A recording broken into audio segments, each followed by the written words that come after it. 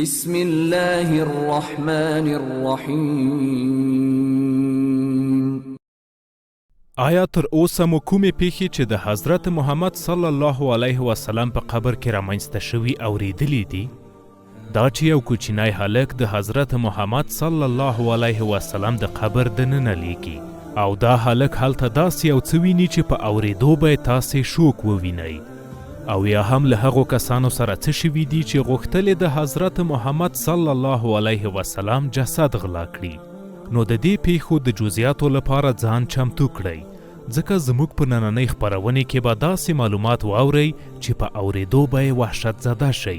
که چمتو یئ نو پیل به یې کړو او چینل هم در سره سبسکرایب کړئ تر څو زموږ نورې په زړه پورې خپرونې هم وکتلی شئ.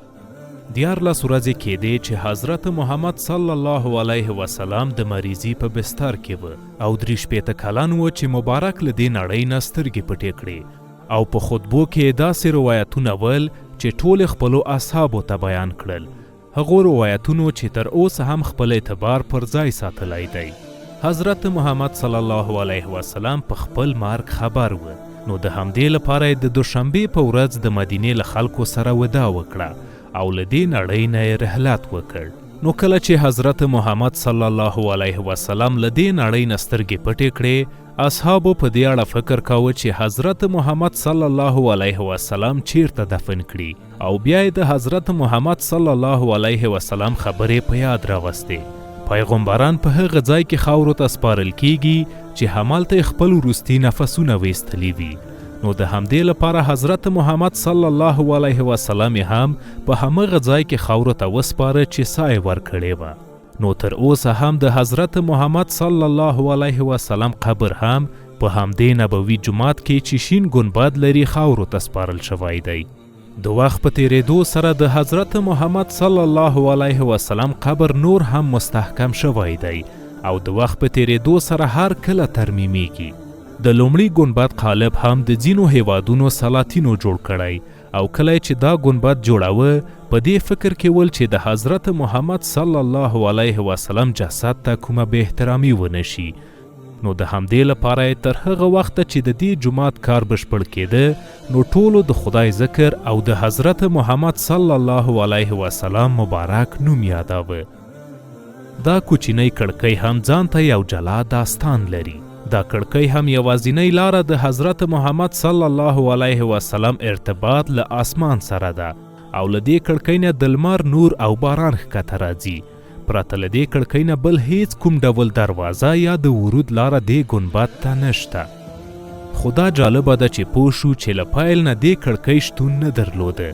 نو راځئ چې د دې کړکۍ په داستان باندې په کره توګه خبرې وکړو. وروسته د حضرت محمد صلی الله علیه وسلم له رحلت نه وروسته د ډېرې مودې لپاره په مدینې کې باران ونه شو، کروندې مخ په وچېدو شوې او قحطي پیل شوه. د مدینې اوسیدونکي نه پوهېدل چې باید څه وکړي. د کلي ځینې مشران د بیبي عایشې لیدو ته ځي او د دې وضعیت په اړه ورسره خبرې کوي، او بیبي عایشې هم وویل د دې لپاره چې دا ګنبد هیڅ کومه لاره یا کړکۍ نه لري، نو حضرت محمد صلی الله علیه وسلم ډیر زیات ناراحته دی. نو د کلی مشران هم وایي موږ د دې لپاره چې د ګنبد دننه باران او یا هم د لمر رڼا ونه لویږي، نو دا ګنبد مو داسې پوښلی جوړ کړ. وروسته بیا د بیبي عایشې په امر سره مشرانو پریکړه وکړه چې دلته یوه کړکۍ وباسي تر څو د لمر نور او باران دننه ګنبد ته راشي. بیا یې چې کله دلته کړکۍ جوړه کړه، نو 3 ورځې سر په سر په مدینې باندې باران راوورېده. اوس به د هغو کسانو په اړه خبرې وکړو چې غوښتلې د حضرت محمد صلی الله علیه وسلم جسد غلا کړي. خو مخکې له دې چې په دې اړه خبرې وکړو، زموږ چینل در سره سبسکرایب کړئ تر څو زموږ نورې خپرونې له لاسه ور نه کړئ. داستان داسې و چې 2 نفره د کلیسا د مشرانو لخوا موظف کیږي تر څو د حضرت محمد صلی الله علیه وسلم قبر غلا کړي او بیا یې روم ښار ته یوسي. او کومې پیښې چې 2 نفرو سره شوي دي ستاسې به هیڅ باور ونه شي. نو اوس به 12م قرن ته لاړ شو چې د نورالدین زنګي حاکمیت و.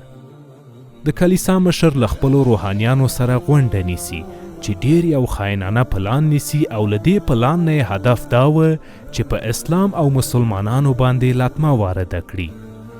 د کلیسا مشر هم خپلو کسانو سره د ډیرې زیاتې شتمنۍ وعده کوي چې آن د فرعون له شتمنۍ نه هم ډیرې دي، ترڅو د حضرت محمد صلی الله علیه وسلم مبارک جسد غلا کړي او د روم ښار ته یې انتقال کړي.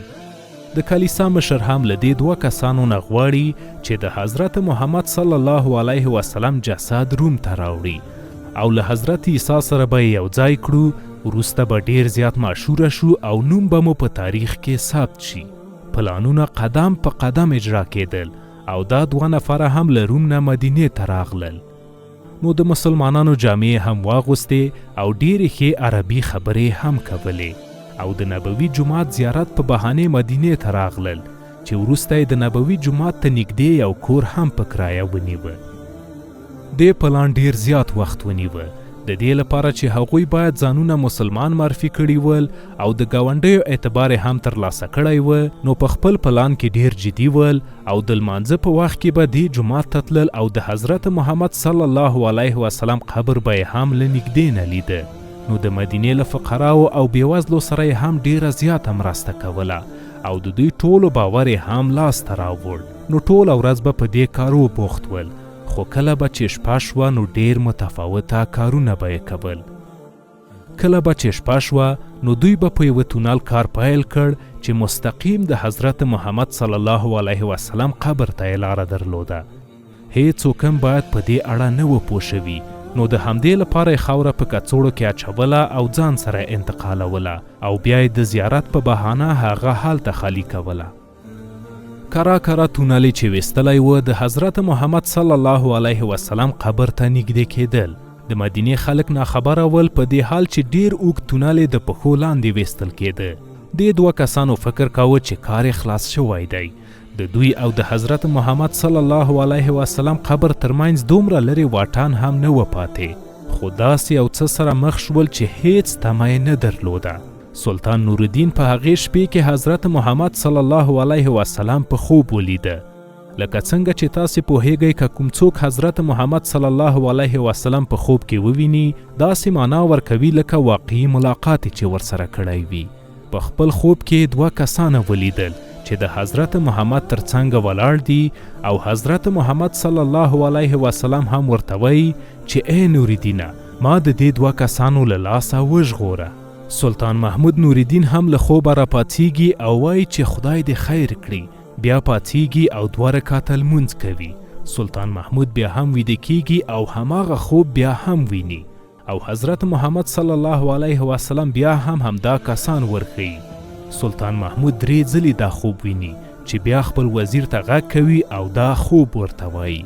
وزیر هم سلطان محمود ته وایي چې ښاغلیه پیغمبر له تاسې نه یو څه غواړي، باید زر تر زره مدینې ته لاړ شو او کله چې هلته ورسیدو نو پوه به شو چې هلته څه خبره ده.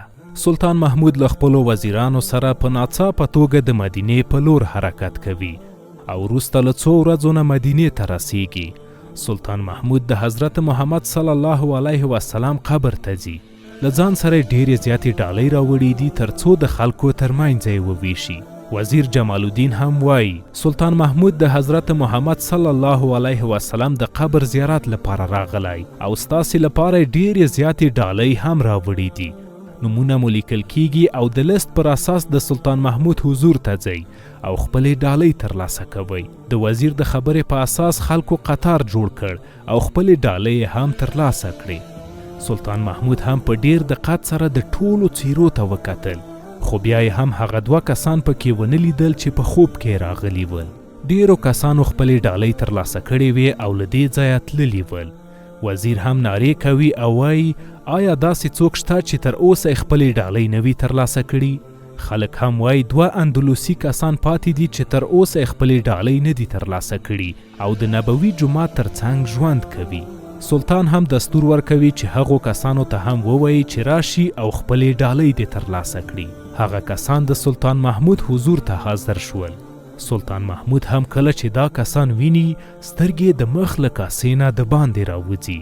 هغه 2 کسان چې په خوب کې د حضرت محمد صلی الله علیه وسلم څنګ ته لیدلی ول اوس یې مخ ته ولاړ دي. زر تر زره خپل ځان کنټرولوي او ورته وایي چې تاسې څوک یئ، ورنه غواړي چې ځان معرفي کړي او ورته وایي چې چیرته ژوند کوئ. هغوی هم خپل ځان معرفي کوي او وایي چې سلطان صاحب موږ ښه او بېغرضه یو، موږ د حج لپاره راغلي یو او غواړو چې د پیغمبر قبر نه زیارت وکړو او په همدې نږدې سیمه کې ژوند هم کوو. سلطان محمود هم وایي چې غواړم ستاسې کور ووینم، نو یو ځای د هغوی د کور په طرف حرکت کوي. داسې کوم عجیبه شی په کور کې نه لیدل کیږي.